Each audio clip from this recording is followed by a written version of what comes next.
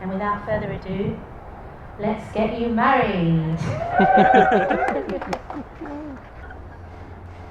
I, Phoebe Baker, am the registered marriage celebrant authorised to solemnise this marriage according to law. Before you are joined in marriage, in my presence and in the presence of everyone here, I am to remind you of the solemn and binding nature of the relationship into which you are now about to enter. Marriage, according to the law in Australia, is the union of two people to the exclusion of all others, voluntarily entered into for life. Mitch and Zach will now read their vows and exchange rings. I ask the people here present to witness that I, Mitchell Scott Webster, take you, Zachary Tolan, to be my lawful wedded husband. There we go.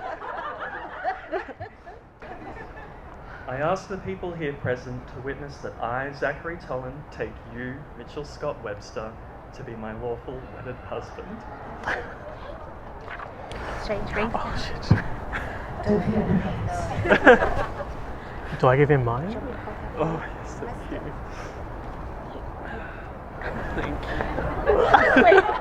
Wait, is that the right? Is that right? That's right. Okay. Yeah, putting the wedding ring on. He puts mine on? Yeah. Okay. Yeah.